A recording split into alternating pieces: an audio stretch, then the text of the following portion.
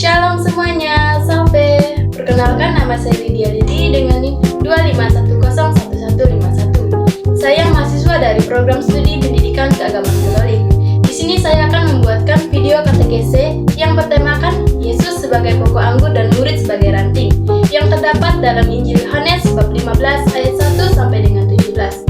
Sekian perkenalan singkat dari saya. Selamat menyaksikan. Nah, teman-teman, di sini saya akan membawakan katekese dengan tema Yesus sebagai pokok anggur dan murid sebagai ranting. Nah, tema ini terdapat dalam Injil Yohanes bab 15 ayat 1 sampai dengan 17. Dalam perikop ini terbagi menjadi 4 bagian. Yang pertama itu dari ayat 1 sampai dengan 4, yang kedua itu dari ayat 5 sampai dengan 8, yang ketiga itu dari ayat 9 sampai 13, dan yang terakhir dari ayat 14 sampai dengan 17. Adapun permasalahan sering kita temui di zaman sekarang yang berkaitan dengan tema katekese ini, yang dimana manusia semakin menjauh dari Yesus sebagai sumber kehidupan. Ini berkaitan dengan ayat 1 sampai dengan 4. Contohnya seperti kesibukan hidup dan teknologi, krisis literasi dan individualisme, pengaruh budaya dan nilai dunia.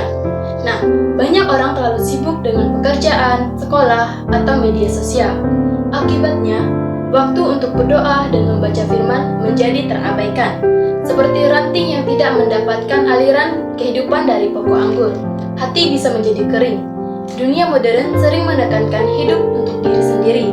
Orang lebih fokus mengejar kesuksesan pribadi daripada membangun hubungan dengan Tuhan dan sesama. Padahal, ranting hanya bisa hidup kalau tetap terhubung dengan pokok anggur. Banyak orang bingung membedakan mana yang salah dan mana yang benar karena arus budaya populer. Tanpa melekat pada Yesus sebagai sumber kebenaran, ranting mudah terseret arus dunia dan kehilangan arah. Pada ayat ke-5 sampai dengan 8, hidup manusia sering terlepas dari Yesus sebagai sumber kehidupan. Orang-orang merasa bisa hidup tanpa Tuhan, hidup tanpa buah kasih, mudah putus asa saat gagal, serta mengabaikan doa dan firman. Nah, banyak orang berpikir bahwa kesuksesan bisa dicapai hanya dengan usaha sendiri, tanpa melibatkan Tuhan. Padahal Yesus berkata, "Di luar Aku, kamu tidak dapat berbuat apa-apa."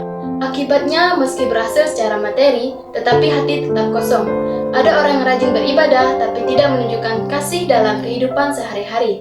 Seperti ranting yang ada di pohon, tapi tidak berbuah, dan pada akhirnya tidak berguna. Ketika menghadapi masalah, banyak orang cepat menyerah karena tidak mengandalkan Tuhan.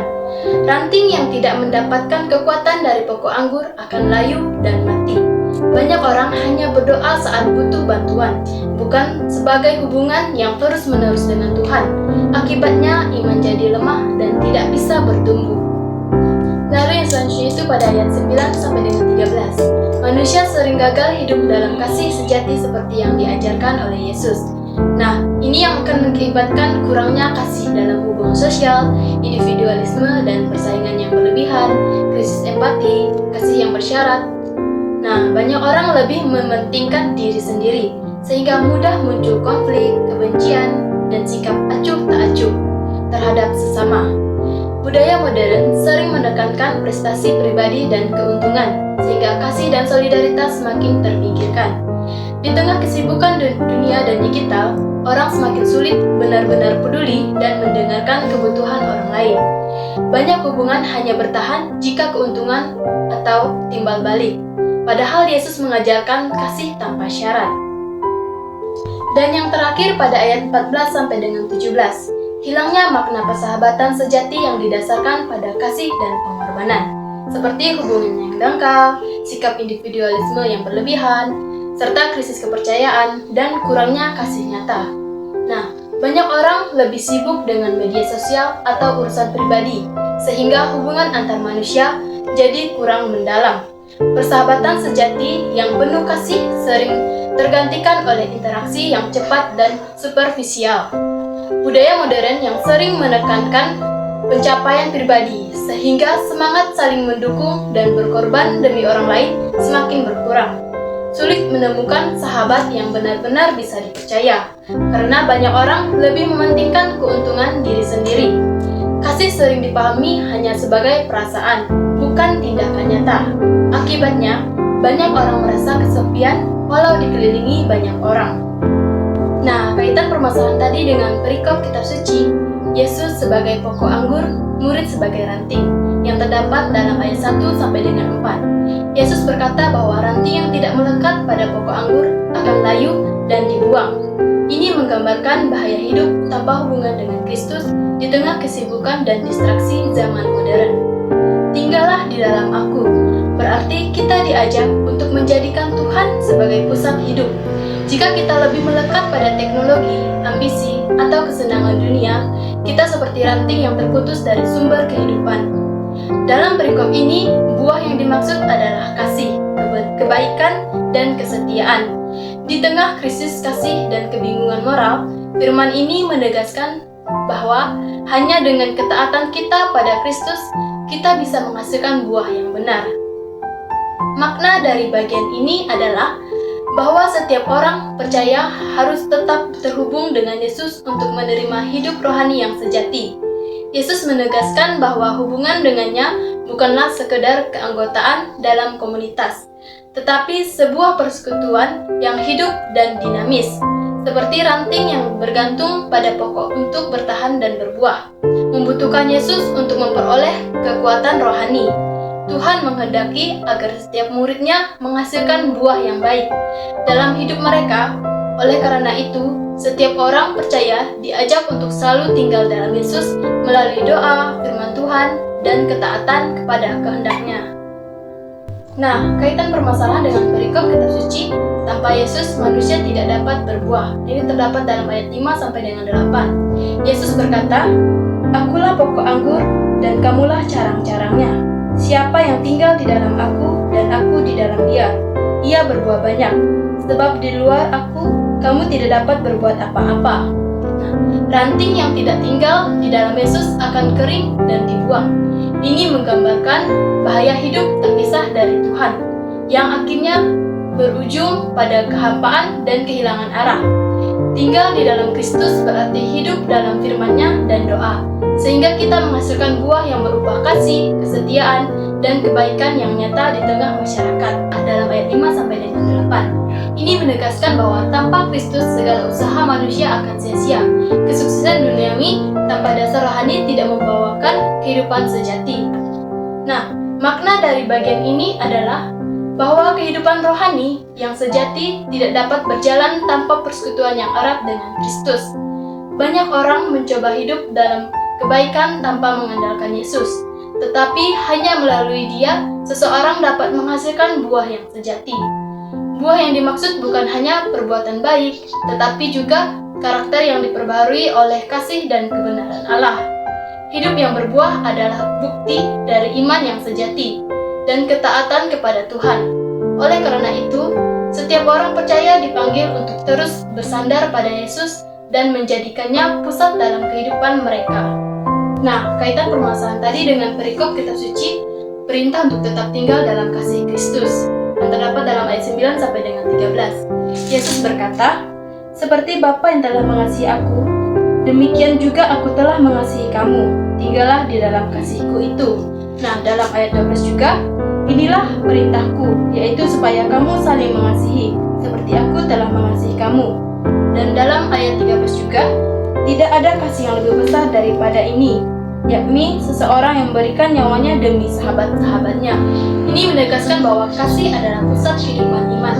Di tengah krisis kasih, kita diajak untuk kembali tinggal dalam kasih Kristus, mengingatkan bahwa kasih bukan sekedar perasaan, tetapi perintah. Artinya, kita harus aktif menunjukkan kasih meski sulit, menunjukkan pengorbanan sebagai wujud kasih sejati di tengah atau di zaman sekarang. Ini bisa berarti rela berbagi waktu, tenaga, atau harta demi menolong sesama. Nah, makna dari bagian ini adalah bahwa kasih Kristus harus menjadi dasar dari kehidupan orang percaya. Kasih yang sejati tidak hanya ditunjukkan melalui kata-kata, tetapi melalui tindakan nyata yang mencerminkan kasih Yesus kepada dunia. Kasih Yesus telah memberikan teladan kasih yang sempurna dengan mengorbankan dirinya di kayu salib demi keselamatan umat manusia. Oleh karena itu, para murid dipanggil untuk mengikuti teladan ini dengan mengasihi sesama secara tulus dan rela berkorban. Kasih yang sejati juga membawa sukacita sejati, karena berasal dari hubungan yang mendalam dengan Yesus dan ketaatannya kepada kehendak-Nya. Nah, selanjutnya itu kaitan pembahasan tadi dengan perikop kitab suci, murid-murid sebagai sahabat Yesus yang terdapat dalam ayat 14 sampai dengan 17. Pada ayat 14, kamu adalah sahabatku jikalau kamu melakukan apa yang kuperintahkan kepadamu. Nah, dalam ayat 15 juga, Yesus tidak lagi menyebut murid-muridnya sebagai hamba, tetapi sahabat. Nah, dalam ayat 16, bukan kamu yang memilih aku, tetapi akulah yang memilih kamu. Aku telah menetapkan kamu supaya kamu pergi dan menghasilkan buah. Nah, dalam ayat 17 juga, inilah perintahku kepadamu, hendaklah kamu saling mengasihi. Dapat dalam ayat 14 sampai dengan 17, menunjukkan bahwa persahabatan sejati dengan Yesus ditandai oleh ketaatan. Di tengah hubungan dangkal zaman ini, kita diajak membangun relasi yang berakar pada kasih dan kesetiaan. Ini menegaskan kedekatan dan keterbukaan. Di era krisis identitas, kita menemukan jati diri sebagai sahabat Kristus, bukan sekedar alat atau hamba. Mengingatkan bahwa hidup kita punya tujuan ilahi. Di tengah kebingungan arah hidup, ayat ini menegaskan panggilan untuk berbuah dalam kasih dan kebaikan. Menjadi jawaban atas krisis kasih zaman sekarang, kasih sejati harus diwujudkan dalam persahabatan dan yang tulus dan pengorbanan. Nah, makna dari bagian ini adalah bahwa setiap murid Kristus dipanggil untuk hidup dalam hubungan yang erat dengannya dan menghasilkan buah dalam kehidupan mereka. Menjadi sahabat Yesus berarti memiliki hubungan yang akrab dengannya dan memahami kehendaknya. Buah yang dimaksud bukan hanya tindakan kasih, tetapi juga kehidupan yang mencerminkan karakter Kristus. Yesus memilih murid-muridnya bukan hanya untuk menikmati hubungan dengannya, tetapi juga untuk menjadi saksi kasihnya di dunia. Oleh karena itu, bagian ini mengajak orang percaya untuk menjalani hidup yang berbuah dalam kasih dan ketaatan kepada Kristus.